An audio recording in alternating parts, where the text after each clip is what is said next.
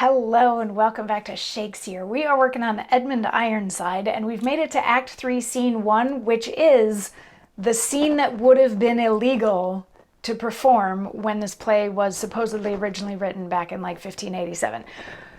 The scene also comes a little bit out of nowhere, but I feel like we should talk about the scene, hear the monologues. There's two main monologues that we're going to hear from this scene. Today we're going to hear from the Archbishop of Canterbury. Tomorrow we're going to hear from the Archbishop of York.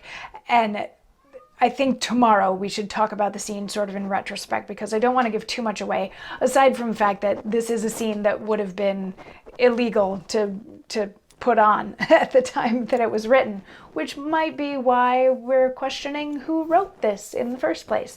But anyway, things that are going on so far, all we really know of Edmund Ironside so far is that he's a nice guy and he treats his people fair and equitably.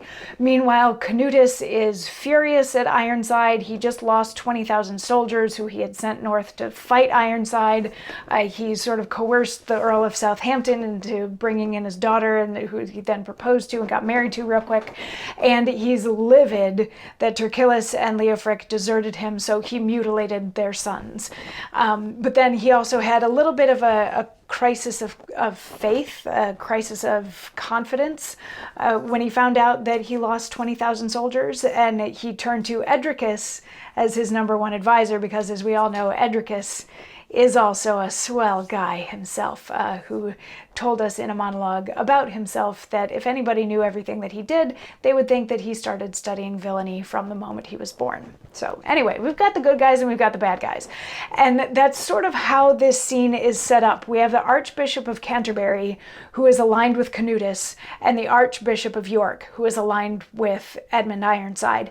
And it just says that the scene is somewhere in England, and that the two of them enter the stage from opposite doors or from separate doors. It could be two doors in the back of the stage that both go out, or it could be from opposite sides of the stage, however you want to do that. But it says that they enter from different places. And the Archbishop of Canterbury kicks off the scene. It's just the two of them on stage. He kicks off the scene saying to the Archbishop of York, "Why bends not the presumptuous knee of York when Canterbury speaks? Cannot the curse of God and me, the metropolitan under the Pope of all dominions within this realm of England, cause thee fear, proud, irreligious prelate? Know my power stretcheth beyond thy compass, even as much as Rome doth mine. Then quiver when I curse, and like a child indeed prostrate thyself before my feet, that thy humility may move me to absolve thy former sins and set thee free from hell's damnation."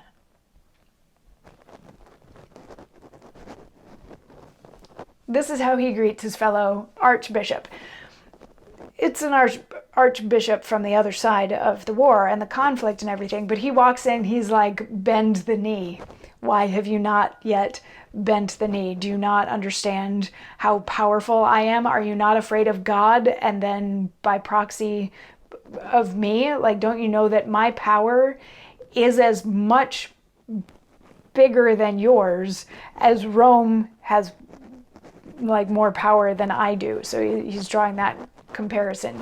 You have this much power, I have this much power, Rome has this much power. Like the difference between your power and mine is the same as the difference between my power and Rome's. So therefore, you should be very afraid of me. You should bow down and kiss my feet on the off chance that maybe I will decide to absolve you of some of your sins. Now, what I can tell you without getting too far into the scene is that this is not the sort of speech that we typically see archbishops make, and this is not typically the sort of picture that was painted of religious figures in plays of the time, for them to be like this. And the fact that he's doing it, saying this to another religious figure, to another archbishop, yeah, it's a lot. So anyway, of course, the Archbishop of York is not going to just take that lying down. He's going to respond in the form of a monologue, which we will hear tomorrow. And then we will talk a little bit more about this scene specifically, and I'll share some thoughts on that. So I'll see you tomorrow. Mwah.